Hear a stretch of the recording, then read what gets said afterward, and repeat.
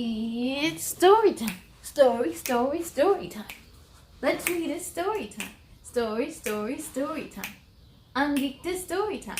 Story time. You and me is story time. Story time.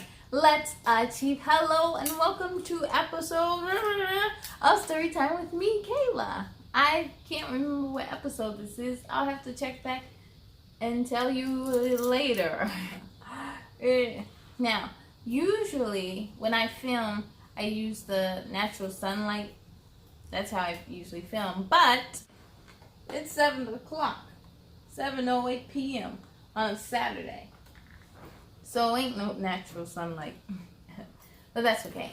Now, for our story today, it is an original. Now, we hear this story all the time, but we only hear one side of it. We never get to hear both sides of this story. We always hear about the 3 little pigs, and we always get the 3 little pig side. But it's time for us to find out about the big bad wolf. So today we are reading the true story of the 3 little pigs, as told by Jon Scieszka. Ready, set, let's begin. Extra, extra! The true story of the 3 little pigs, as told by Jon Scieszka, illustrated by Lane Smith.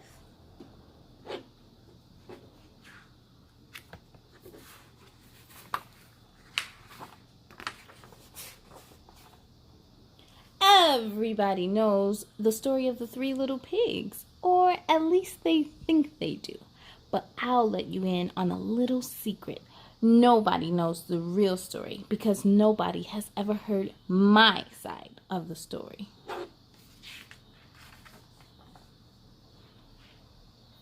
I'm the wolf, Alexander T. Wolf. You can call me Al. I don't know how this whole big bad wolf thing got started, but it's all wrong. Maybe it's because of our diet. Hey, it's not my fault wolves eat cute little animals like bunnies and sheep and pigs. That's just the way we are. If cheeseburgers were cute, folks would probably think you were big and bad too. But like I was saying, the whole big bad wolf thing is all wrong. The real story is about a sneeze and a cup of sugar. This is the real story. Way back in once upon a time, I was making a birthday cake for my dear old granny. I had a terrible sneezing cold, and I ran out of sugar. So I walked down the street to ask my neighbor for a cup of sugar. Now, this neighbor was a pig, and he wasn't too bright either. He had built his whole house out of straw. Can you believe it? I mean, who in his right mind would build a house of straw? That just don't make no sense. So, of course, the minute I knocked on the door, it fell right in. I didn't want to just walk into someone else's house. So I called, little pig, are you in? No answer. I was just about to go home without the cup of sugar for my dear old granny's birthday cake. That's when my nose started to itch.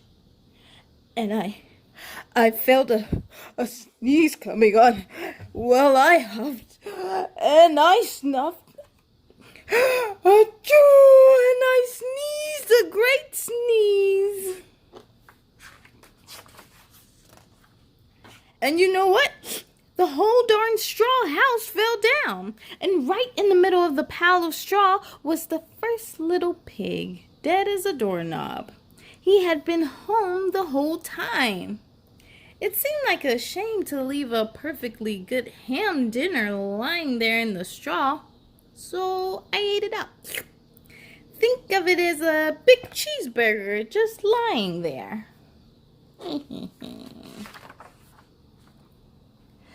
I was feeling a little better, but I still didn't have my cup of sugar. So I went to the next neighbor's house. The neighbor was the first little pig's brother. He was a little smarter, but not much. He had built his house of sticks. I rang the bell on the stick house. Nobody answered. I called, "Mr. Pig, Mr. Pig, are you in?" He yelled back, "Go away, Wolf. You can't come in. I'm shaving the hairs on my chinny chin chin." I had just grabbed the doorknob when I felt another sneeze coming on. I huffed, and I snuffed, and I tried to cover my mouth, but I sneezed a great sneeze. Achoo! And you're not going to believe it, but this guy's house fell down just like his brother's. When the dust cleared, there was the second little pig, dead as a doorknob. Wolf's honor.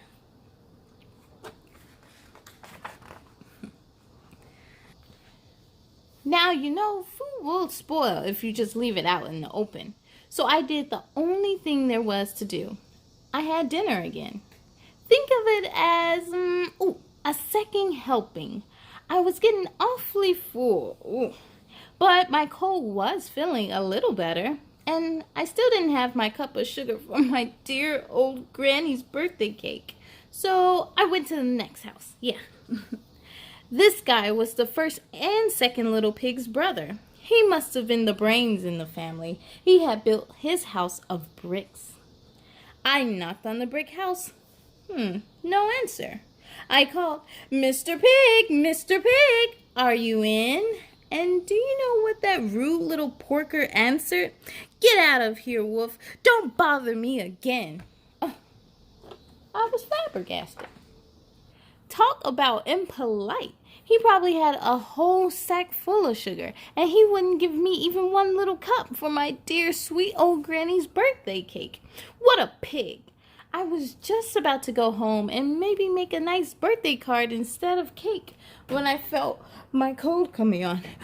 I huffed, and I snuffed, and I sneezed once again. Achoo! Achoo! Then the third little pig yelled, "And your old granny can sit on a pin." Ooh, them fighting words, I reckon. Now, I'm usually a pretty calm fellow, but when somebody talk about my granny like that, I go a little crazy. When the cops drove up, of course I was trying to break down the pig's door, and the whole time I was huffing and puffing and sneezing and making a real scene. The rest, as they say, is history. The news reporters found out about the two pigs I had for dinner. They figured a sick guy going to borrow a cup of sugar didn't sound very exciting. So they jazzed up the story with all that huff and puff and blow your house down. And they made me the big bad wolf. That's it. The real story. I was framed. But maybe you can loan me a cup of sugar. The end. Oh my goodness. What are your thoughts about the big bad wolf? Was he framed? Or was he not? Leave a message in the comments below. Tell me. Well, we had so much fun. Since this story was a little longer, we're not going to have an activity today. But we still get to sing some songs goodbye. Are you ready? Goodbye, goodbye, goodbye, goodbye, goodbye, goodbye, goodbye, goodbye, goodbye, my friends, goodbye to you. I hope to see you again real soon. Be proud of all your work tonight. Now climb into bed and sleep real tight. On the count of 3, let's say goodnight. 1, 2, 3, good night.